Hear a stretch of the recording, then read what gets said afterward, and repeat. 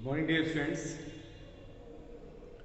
देखिए previous classes में क्या हुआ था, एक टॉपिक हमारे कुछ चैप्टर में वो रह गए थे डिस्कस हुए बिना,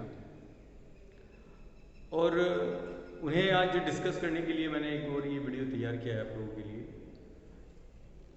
तो बेटे, जब हम प्रीवियस क्लास में बात कर रहे थे फाइनेंशियल मैनेजमेंट की, तो फाइनेंशियल मैनेजमेंट का मैंने आपको मतलब बताया था कि भाई पैसे को मैनेज करना, आपके पास जो भी पैसा आता है, जिन सोर्सेज से आता है, और आने के बाद आप उसे कैसे यूटिलाइज करते हैं, किन किन रिसोर्सेज के ऊपर आप उसे एलोकेट करते हैं।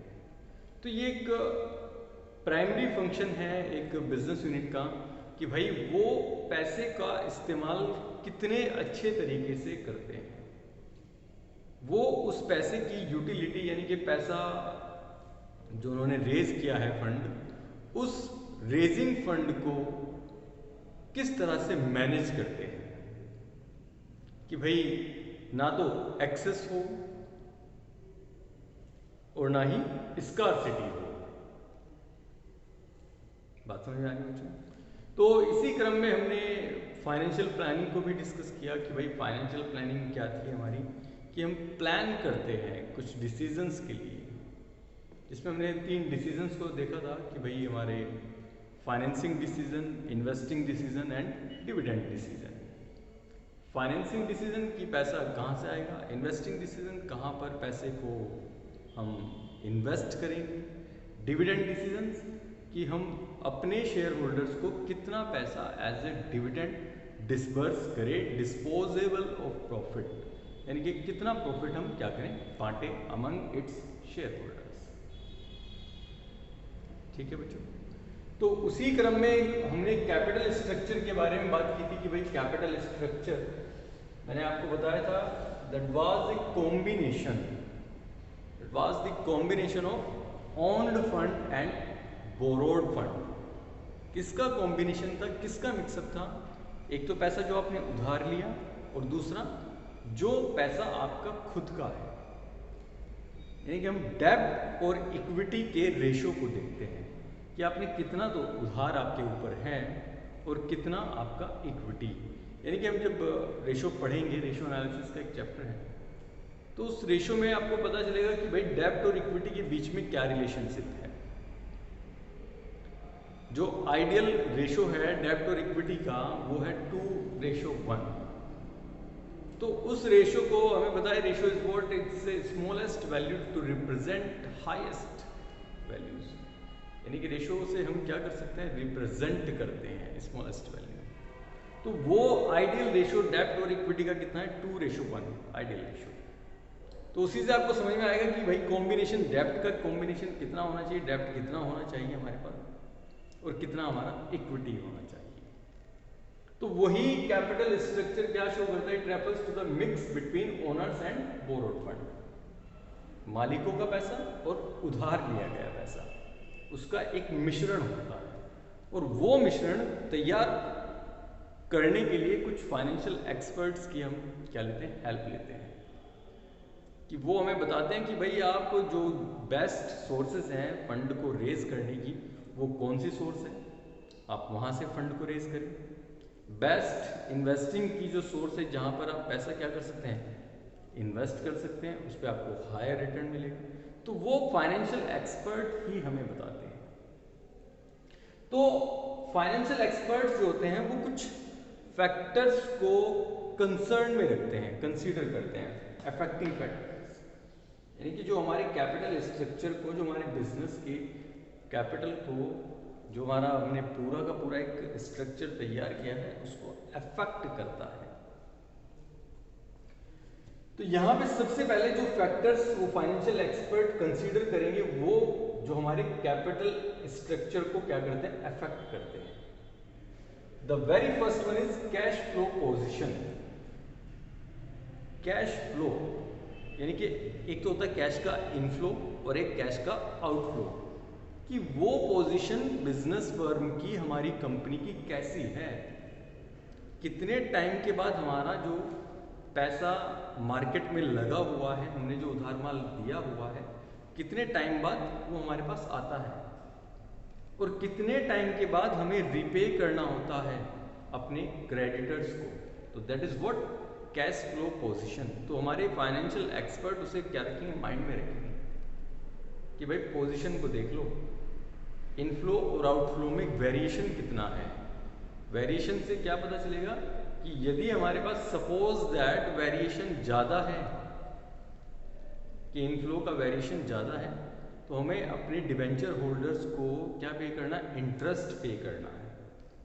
यदि हमारे पास कैश नहीं होगा तो हम इंटरेस्ट पे नहीं कर पाएंगे। तो they will consider what cash flow position, की किस स्थिति में। बात समझ में बच्चों। The next one is interest coverage ratio. अभी मैंने आपसे बताया इंटरेस्ट के बारे में कि आपको जो इंटरेस्ट पे करना है उसे पे करने के लिए कितने टाइम में आप कवर कर लेंगे, उसको वो पैसा कितने टाइम में आप कवर कर लेंगे। इंटरेस्ट आपको पे करना है, कवरेज रेशियो कि हमें जो इंटरेस्ट डिवेंचर होल्डर्स को देना है या अपने फाइनेंशियल इंस्टीट्यूशंस को लोन के अगेंस्ट पे करना है, तो वो रेशियो कितना है, उसका अनुपात कितना है। तो ये भी एक फैक्टर है जिसको माइंड में रखेंगे। द नेक्स्ट वन इज डेब्ट सर्विस कवरेज रेशियो। ठीक है, डेब्ट सर्विस जो आपने उधार लिया हुआ है, हर एक चीज कि भाई आपको एक टाइम के बाद पेमेंट करना है ना, तो आप जो सेवा जो आप डेब्ट के रिवेंज में आप जो पे करेंगे उसका जो टेन्योर है, अगर टेन्योर बढ़ता है, टाइम बढ़ता है, इट मीन्स आपकी गुडविल, आपके एक बिजनेस फर्म की, आपकी कंपनी गुडविल क्या होगी, रिड्यूस होती है। द नेक्स्ट होगी रिटर्न ऑन इन्वेस्टमेंट, कि आपने जो पैसा सिक्योरिटीज में इन्वेस्ट किया, आपने जो शेयर्स खरीदे हैं या आपने किसी और कंपनी के डिवेंचर्स खरीदे हैं या म्यूचुअल फंड्स खरीदे हैं, तो उसके ऊपर कितने टाइम के बाद आपके पास पैसा आ जाएगा, उस इन्वेस्टमेंट पे आप कितने टाइम के बाद पैसे को रिकवर करेंगे, क्या रिटर्न, कितना रिटर्न आ रहा है, किस रेट से रिटर्न आ रहा है। It will be affect our capital structure. The next one is cost of डेब्ट। कॉस्ट ऑफ डेब्ट, अरे भाई लागत,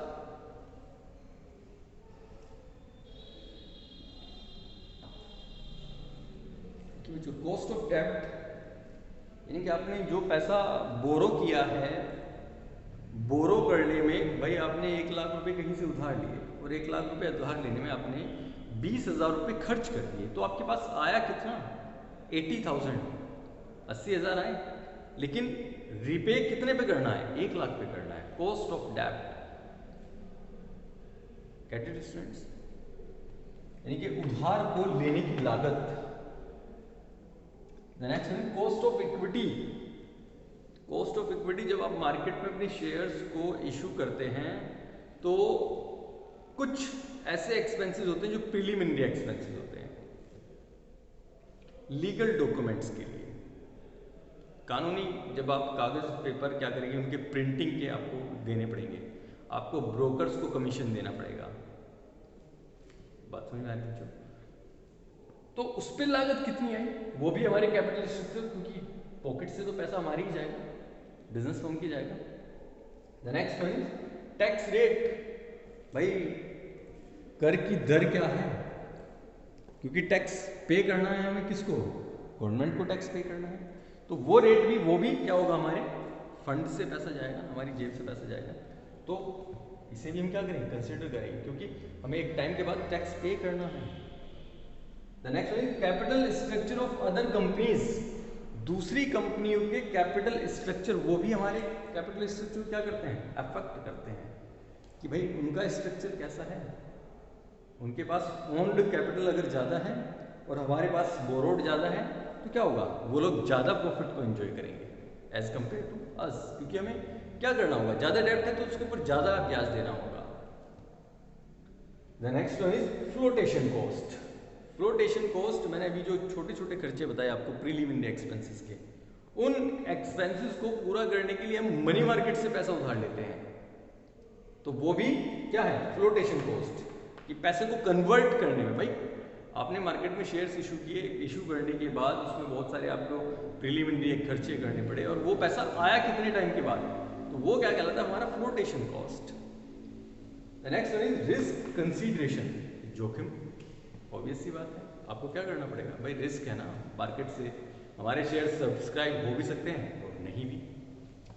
the next one is flexibility. देखिए जब हम फ्लेक्सिबिलिटी की बात करते हैं कि भाई हमारा जो बिजनेस है वो, हमारी जो बिजनेस फर्म है, आप कितना टेन्योर में, कितने टाइम के बाद कितनी फ्लेक्सिबिलिटी है आपके अंदर कि आप कैश में कन्वर्ट कर पा रहे हैं किसको, आप जो बिजनेस कर रहे हैं उसके जो रॉ मटेरियल है वो रॉ मटेरियल से कन्वर्ट करने में, सपोज दैट भाई रॉ मटेरियल लाएंगे फिर वो हमारा वर्क इन प्रोग्रेस में आएगा, तो एक रॉ मटेरियल कम से कम 3 महीने के बाद आपका कैश में कन्वर्ट होगा, तो 3 महीने तक आपका पैसा क्या रहेगा, ब्लॉक रहेगा, कहाँ, उस गुड्स में, उस माल में। लेकिन 3 महीने तक आपको क्या ब्याज तो देना पड़ेगा ना, जो आपने पैसा लिया हुआ है उसके ऊपर तो देना होगा ना ब्याज। तो ये सभी फैक्टर्स हम क्या करते हैं कि भाई हमारा बिजनेस फ्लेक्सिबल, तो ये भी एक क्या है, फैक्टर है। The next one is control. हर एक चीज को आप नियंत्रित करके चलते हैं, कंट्रोल करते हैं।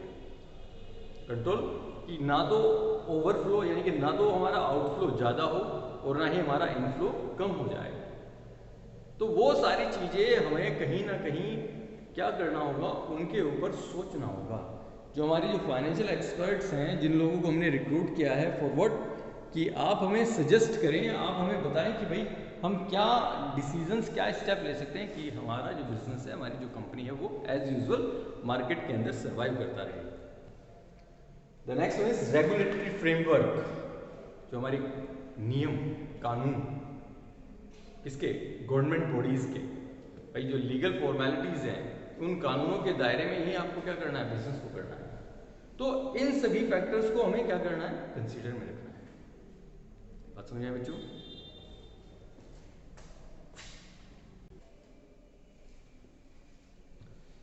तो बच्चों नेक्स्ट है हमारा स्टॉक मार्केट कंडीशंस। देखिए स्टॉक मार्केट, अभी मैंने आपको 2 मार्केट हम डिस्कस करेंगे आगे, इसमें फाइनेंशियल मार्केट में हमारा एक तो कैपिटल मार्केट, दूसरा हमारा मनी मार्केट। तो capital market is an stock market, जिसमें प्राइमरी मार्केट होता है और एक हमारा सेकेंडरी मार्केट, कि भाई वहाँ पर कंडीशंस कैसी हैं। वो लोग आपको स्टॉक मार्केट से आपका जो सिक्योरिटीज़ हैं, एक तो आपने इशू किया हुआ है या एक आपने खरीदा हुआ है, तो वहाँ पर वो कंडीशंस लाई करती हैं कि आपका, आपने जो मार्केट में इशू किया है वो कितने टाइम के बाद वहाँ से आपके पास कैश आ जाएगा, और जो इन्वेस्टमेंट आपने किया हुआ है उसके ऊपर रिटर्न आपके पास कितने टाइम के बाद आ जाएगा। तो ये फैक्टर्स हैं, ये 14 फैक्टर्स हैं जो हमारे कैपिटल स्ट्रक्चर को क्या करते हैं, अफेक्ट करते हैं। ठीक है बच्चों, तो आप इन्हें एक बार डेप्थ में अपनी बुक से पढ़ें, और यदि कोई प्रॉब्लम आती है तो आप यू मे आस्क।